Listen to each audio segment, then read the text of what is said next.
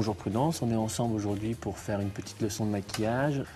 3 étapes, une étape teint, une étape regard, une étape lèvres. On va commencer avec Dream Matte Mousse. C'est un fond de teint couvrant, mais en même temps qui va amener luminosité et radiance sur ton visage. Moi je l'utilise sur la paume de la main pour le chauffer comme une petite palette de maquillage et je vais l'appliquer en de légers effleurages.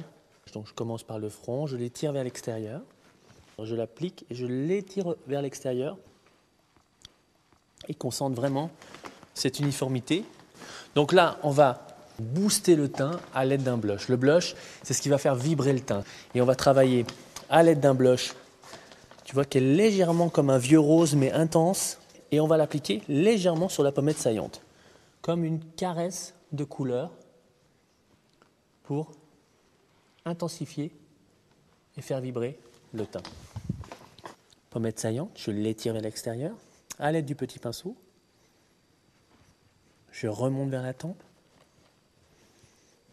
Je redescends sur la pommette et je descends sur le petit menton. Et tu vois, grâce à sa texture qui est légère et fine, tu peux vraiment, après l'application du pinceau, si tu veux, étirer encore ton blush pour un résultat encore plus transparent et plus unifiant. Voilà. Donc tu vois, comme tu peux remarquer dans le miroir, Prudence, tu as vraiment le blush qui vibre le teint, qui fait vibrer, qui amène une petite couleur qui anime le teint. On a fini le teint, on a fait une légère touche de blush, maintenant on va commencer à travailler sur les yeux. Alors on a décidé de mettre en avant le regard avec prune magnétique, c'est 4 couleurs de fard à paupières. C'est un dégradé, si on pourrait dire, de beige rosé vers une petite pointe de prune. Voilà, je vais paupières mobiles, ras des cils. J'en mets toujours un petit peu plus. Et après, je l'étire avec l'autre côté du petit embout en mousse. Après, nous allons travailler sur la deuxième couleur. Je l'applique sur la paupière mobile, du coin interne vers le coin externe. Coin interne vers coin externe.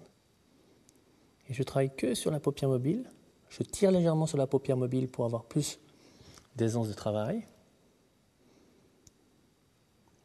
Et je l'étire vers l'extérieur pour que l'application de la première couleur et de la deuxième couleur s'harmonisent entre elles. Le rose.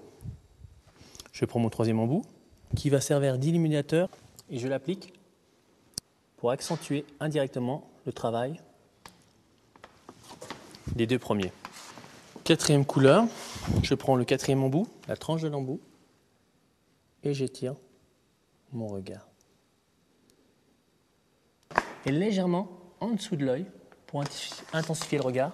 Le crayon oriental, je mets bien mon crayon, je vais du coin interne vers le coin externe ou du coin externe vers le coin interne. J'intensifie mon travail de fard à paupières. Je remonte légèrement au coin interne. Je ferme très très fort les yeux, très très fort, parce que le noir va se dissoudre. L'application de l'eyeliner noir, on tire sur la paupière mobile. Il va se faire accompagner ce trait d'eyeliner par tes cils comme une ligne franche. Je vais au coin interne et je souligne tes cils. On va après sublimer le tout par la touche de mascara. Le mascara, je vais chercher les cils vraiment à la base et je les accompagne vers l'extérieur. Voilà, c'est comme un coup de pinceau en peinture. J'accompagne les cils à l'aide de la brosse et du pigment noir du Colossal pour souligner ton regard et le sublimer à l'aide de cette brosse. Et voilà, normalement ton regard là il est fini.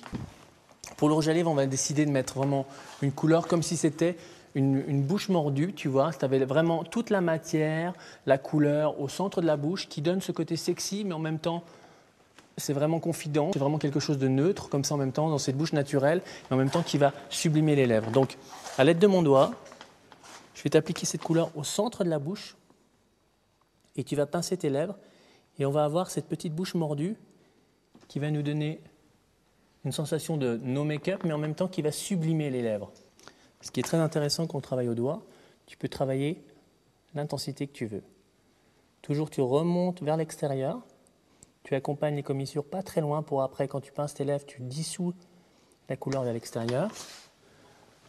On va apporter une deuxième application de Watershine après la première application car en fermant la bouche, on dissout légèrement la texture, la matière, la couleur sur les lèvres comme tu vois, un aplat de couleur. Et donc on va apporter grâce à cette deuxième application comme une petite lèvre de geisha pour apporter de cet espace-là à cet espace-là un peu plus d'intensité de matière et qui met cette bouche en avant.